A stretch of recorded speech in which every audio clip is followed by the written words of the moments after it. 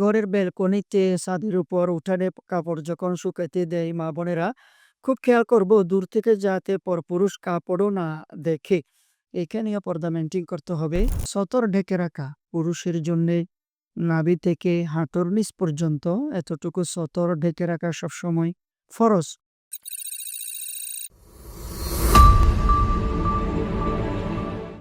আসসালামু আলাইকুম ওরহমতুল্লাহি ওবরকাত।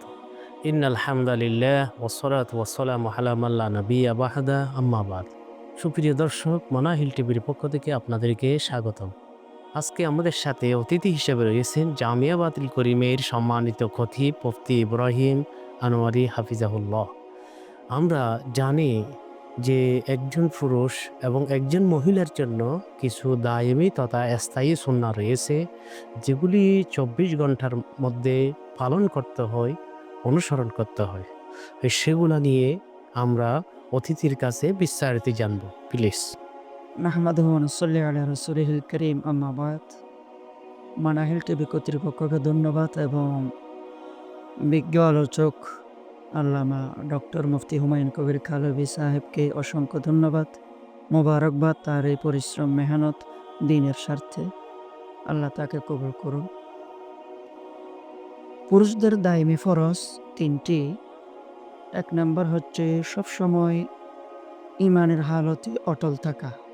কর্জে, ঋণে, বিপদে আপদে, বলা মুসিবতে, পেরেশানিতে, দুর্ঘটনায়, টেনশনে, যেকোনো সময় ঈমানের উপর অটল থাকা। আমরা অনেক সময় দেখি একটু অসুস্থ হলেই, গায়ে জ্বর উঠলেই অস্থির হয়ে যায়। বলে আল্লাহ শুধু আমাকে দেখেছে, অমুককে দেখে নাই অসুস্থতা দেয়ার জন্যে। এ সমস্ত কথা বলা বিলকুল জায়েজ নাই। কুফরি হয়ে যায়, অনেক সময় ঈমান হারা হয়ে যাওয়ার সম্ভাবনা থাকে আমাদের কিছু ভুলের কারণে। তো সবসময় ঈমানের উপর অটল থাকা এটি পুরুষের জন্য দায়মি ফরজ। ২ নাম্বার সতর ঢেকে রাখা পুরুষের জন্যে নাভি থেকে হাঁটুর নিচ পর্যন্ত এতটুকু সতর ঢেকে রাখা সবসময় ফরজ। তাই এই ফরজটা আমাদের সবসময় থাকতে হবে। ৩ নাম্বার মা বোনদের পর্দায় রাখা পুরুষের জন্য ফরজ।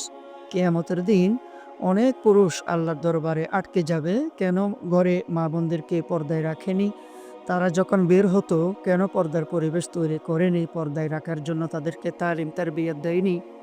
এ বিষয়ে অনেক পুরুষদেরকে পাকড়াও করা হবে। তাই এই পুরুষের ৩টি দায়মি ফরজ, এগুলো আমাদের আমল করা উচিত। সবসময় ঈমানি হালতে থাকা, সতর ঢেকে রাখা এবং মা বোনদেরকে পর্দায় রাখা। মহিলাদের দায়মি ফরজ ৫টি। সর্বদা সবসময় ঈমানের হালতে অটল থাকা, এটি পুরুষের মতো মহিলাদেরও আছে। ২ নাম্বার ফরজ হচ্ছে সতর ঢেকে রাখা। পুরুষের চেয়ে একটু বেশ কম আছে, মহিলাদের সতর পর্দা বেশি। এই হাতের পাতা, পায়ের পাতা, চেহারা এগুলো ঘরে বাড়িতে ওই খোলা রাখা যায়। তবে বাহির হলে চেহারা তো অবশ্যই ঢেকে রাখতে হবে। হাতের পাতা, পায়ের পাতা এগুলো ঢেকে রাখতে হবে। তো সতর ঢেকে রাখা এটি ২য় নাম্বার ফরজ, মহিলাদের দায়মি ফরজ ৫টির মধ্যে। ৩ নাম্বার ফরজ হচ্ছে পর্দা করা। অবশ্যই পর্দা করতে হবে। পর্দা করা এটি কোনো সুন্নত বা নফল, মুস্তাহাব বা ওয়াজিব নয়, এটি ফরজ, ফরজে আইন। প্রত্যেক মা বোনদেরকে সবসময় পর্দা করতে হবে। এমনকি কোনো মহিলা যদি অসুস্থ হয়ে যায়, মহিলা ডাক্তার দেখাতে হবে। চিকিৎসার ক্ষেত্রেও পর্দা, যদি পুরুষ ডাক্তার পাওয়া যায়, এ তাহলে মহিলা ডাক্তার পাওয়া না গেলে পুরুষ ডাক্তারকে দেখানো জায়েজ। এবং কি কন্যা সন্তান, মেয়ে সন্তানকে কোচিং প্রাইভেট পড়াতে হচ্ছে, চেষ্টা করব মহিলা মাস্টার রাখার জন্য, ম্যাডাম রাখার জন্য। এবং কি ঘরের ব্যালকনিতে, ছাদের উপর, উঠানে কাপড় যখন শুকাতে দেয় মা বোনেরা, খুব খেয়াল করব দূর থেকে যাতে পরপুরুষ কাপড়ও না দেখে। এখানেও পর্দা মেইনটেইন করতে হবে।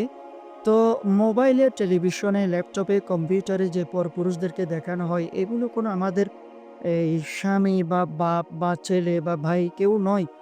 তাই পরপুরুষ এগুলোকে পর্দা, ইলেকট্রনিক্স যন্ত্রে পর্দা করা ফরজ। এদেরকে দেখা জায়েজ নাই। পক্ষান্তরে মহিলাদেরকেও পুরুষের জন্য দেখা জায়েজ নাই। ৪ নাম্বার দায়মি ফরজ হচ্ছে ছোট আওয়াজে কথা বলা। অনেক মা বোন আছে বজ্রকণ্ঠে কথা বলে, অন্যরা প্রতিবেশীরা শুনতে পায়, প্রতিবেশী ঘরের বাসায় আওয়াজ যায়, এটি কিছুতেই জায়েজ নাই। ৫ নাম্বার দায়মি ফরজ, সর্বশেষ দায়মি ফরজ হচ্ছে স্বামীর সম্পদের হেফাজত করা। স্বামী অজান্তে হোক, জানতে হোক, এই উপস্থিতিতে হোক, অনুপস্থিতি হোক, স্বামীর সম্পদের হেফাজত করা স্ত্রীর উপর ফরজ। তো পুরুষের দায়মি ফরজ ৩টি, মা বোনদের দায়মি ফরজ ৫টি। আল্লাহ তাআলা আমাদেরকে এগুলো বুঝে আমল করার তৌফিক দান করুন। আমিন। সুপ্রিয় দর্শক, আজকের অতিথি জামিয়া বাইতুল করিমের সম্মানিত খতিব মুফতি ইব্রাহিম আনোয়ারি হাফিজাহুল্লাহ খুবই সুন্দর আলোচনা করেছেন, সে মতো আমরা আমল করব। আপনাদেরকে অসংখ্য ধন্যবাদ। আসসালামু আলাইকুম ওয়া রাহমাতুল্লাহি ওয়া বারাকাতুহু।